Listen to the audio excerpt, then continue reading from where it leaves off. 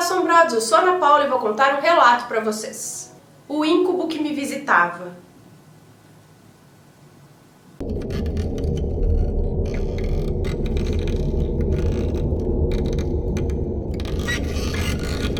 A moça que nos conta esse relato diz que isso não é inventado. Isso não é mentira, muito menos um conto de terror.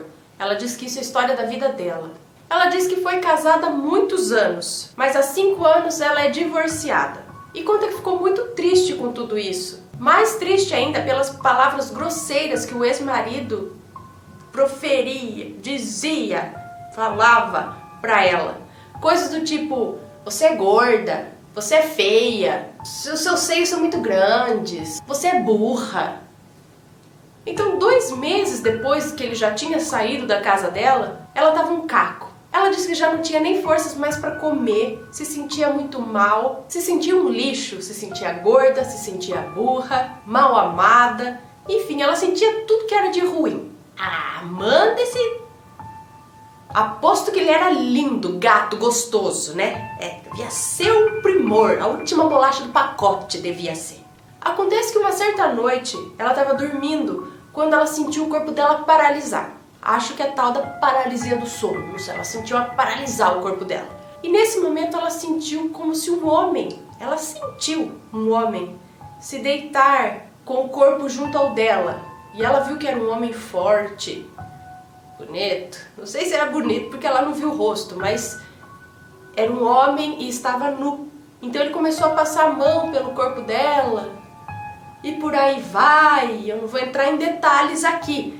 Mas ele dizia pra ela que ela era linda, ele dizia, começou a elogiar o corpo dela e começou a levantar a autoestima dela ali, que estava lá no chão. Começou a falar um monte de coisa, que ela se sentiu a mulher mais desejada do momento ali. E naquela noite eles fizeram de tudo ali, aquela coisa que surgiu do nada no quarto dela. Mas ela se sentiu bem, né? No dia seguinte, quando ela acordou, ela não sabia o que pensar a respeito daquilo. Quem era? O que aconteceu? Foi sonho? Quando ela viu que ela tinha marcas de chupadas no pescoço, sabe? Marcas roxas assim, pelo corpo. Mas aí ela ficou morrendo de vergonha daquilo, ainda mais como ela não tinha como explicar. Então ela resolveu, não contar nada pra ninguém. Então todos os dias esse ser ia visitá-la e ela o esperava todos os dias, porque afinal de contas ele fazia com que ela se sentisse bem, ela se sentia amada, ela se sentia desejada, mesmo ela nunca tendo visto o rosto daquilo, mesmo ela sabendo que aquilo não era humano, mas ela foi se entregando, porque ela se sentia bem. Porém, depois de 1 mês ela começou a ficar doente, foi ao médico e ninguém descobriu nada. Começou com uma tosse, fez exames até para tuberculose e nada. Pneumonia, nada. Acontece que nenhum médico achava razão para ela estar tão fraca. Ela disse que nem da cama ela conseguia levantar direito. E mesmo doente, esse ser ainda visitava. E ela começou a não querer mais que ele viesse para a cama dela. Ela não queria mais. E aí veio a surpresa. Ele veio e bateu nela. Acontece que ela ficou tão mal com essa surra que ela precisou ser levada para o hospital. Ela estava com a boca cortada devido a um murro que ela tomou dessa entidade. Ela ficou com hematomas que só poderiam ser feitos por um homem forte. E quando você chega assim no hospital, é claro que eles vão falar, você foi, abusada, você foi agredida e você é mulher, então quem foi?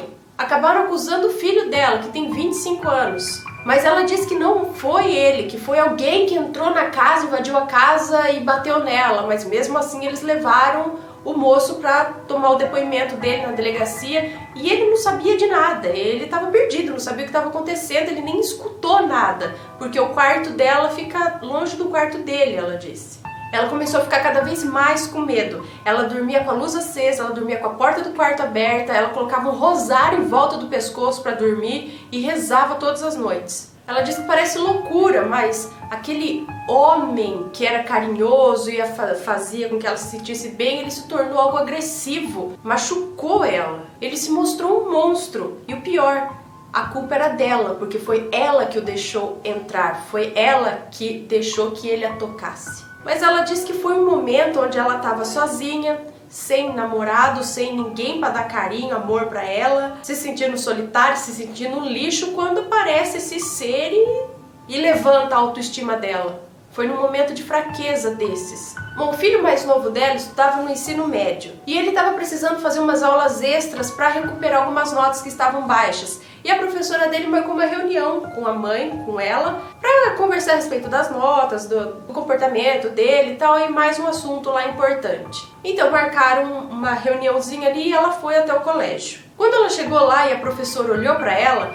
essa professora olhou para ela com uma cara de total espanto. Aí ela pegou na mão dela, levou para uma outra salinha, sentou ela numa cadeira, imediatamente começou a rezar e começou a falar uma língua estranha que ela disse que não conhece. Então ela olhou para a moça que nos conta esse relato e disse que ela estava sendo seguida e sugada por uma entidade sugadora. E mais, que se essa entidade não fosse detida rápido, ela poderia levá-la à morte. Essa professora ainda disse que ela viu essa entidade com o filho dela já na escola, mas ela achou que fosse algo passageiro que estava por ali, mas que agora ela sabia que essa entidade estava grudada neles e roubando a força vital deles. Ela diz que essa professora é espírita kardecista, que frequenta a mesa branca e recebe uma entidade boa.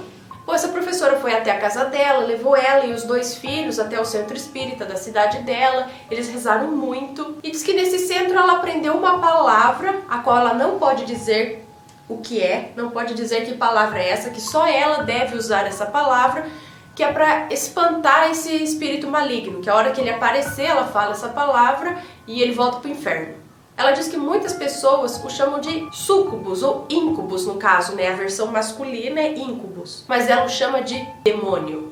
Demônio que suga a nossa vida. Ela diz que ele nos quer, que ele suga, que ele se alimenta da nossa vida, se alimenta das nossas fraquezas e da nossa depressão, se alimenta da nossa tristeza. E diz que tem mulheres que morrem, que se deitam e não levantam mais, que são diagnosticadas como morte súbita, infarto fulminante, quando na verdade elas estavam sendo visitadas por um íncube ou por um demônio sugador de energia, sugador de vida.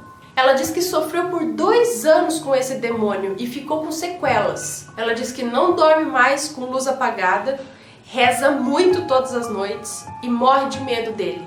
E vai sempre ao centro espírita para ver se ele não está acompanhando ela, mas que até agora está tudo bem, que ele não voltou mais. E ela dá uma dica, né, para as mulheres que talvez estejam sendo visitadas por esse demônio. Ela diz que ele mente. Ela diz que ele apenas nos usa, suga a nossa vida e nos mata. Olha, lendo assim, do jeito que você fala desse demônio, às vezes dá até a impressão que é uma pessoa de carne e osso, que é um homem. Não tô aqui dizendo que você está mentindo, não. Eu acredito que existem forças malignas desse tipo, sim. Mas ao mesmo tempo, a gente faz um comparativo, assim, até pode ser coincidência, assim, do momento que você estava passando, né, um homem que te tratava mal com um demônio que no começo era bom e depois ficou mal, inclusive até te agrediu quando você foi contra ele, sabe? Ele te forçou, ele sugou a tua vida, sabe? Primeiro se aproveitou, depois ele suga tudo que você tem e depois ele acaba com você. Dá pra fazer um comparativo, né, entre o que acontece com mulheres que têm um relacionamento ruim com um homem. Mas tem outros relatos, sim, de mulheres que são visitadas à noite por esses demônios sexuais que falam, e também de homens que são visitados por mulheres, as súcubus, né? Demônios femininos, papapá. Sim, diz que eles sugam energia, diz que eles querem a sua energia vital. Eu não entendo muito bem disso, pode até te levar à morte, como você diz. Então, assim, não sei. E ela deixa aí o recado para as mulheres. Mulheres, não deem barda se o bicho não é humano. E se for humano também não. Mulheres, é só perceber, mesmo que você não esteja bem, você esteja mal, você esteja em depressão, se vem uma coisa aí tentando fazer alguma coisa com você e não é de carne e osso, sabe? É um espírito, né? É uma coisa meio assustadora, não dê barda, não dá mole não, sabe? No começo é bonzinho só pra te atrair, depois, ó. A mesma coisa em vida. Mulheres, existem homens e homens. Porque, como eu disse, esse demônio pode fazer isso, porém um homem de carne e osso também pode fazer isso. Ou algo bem parecido com isso. Te causar medo, primeiro te dar beijinhos e depois te lasca um tapa e pode até matar. Ameaças e tudo mais. Se acontecer, o mínimo você liga pra polícia, tá? O mínimo, não espera isso ficar assim não. Tem o número aí de agressão contra a mulher, você vai lá, ou senão você mete a porrada antes.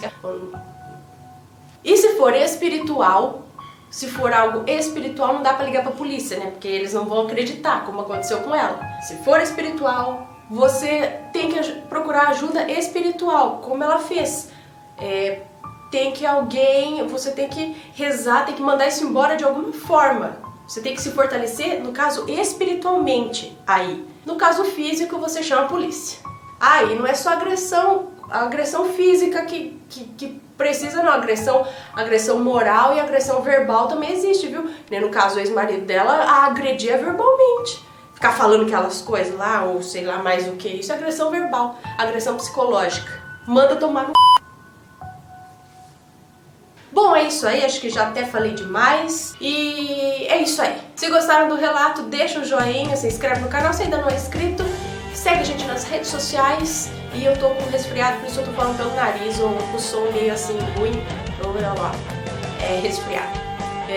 Um beijo pra vocês e até o próximo relato.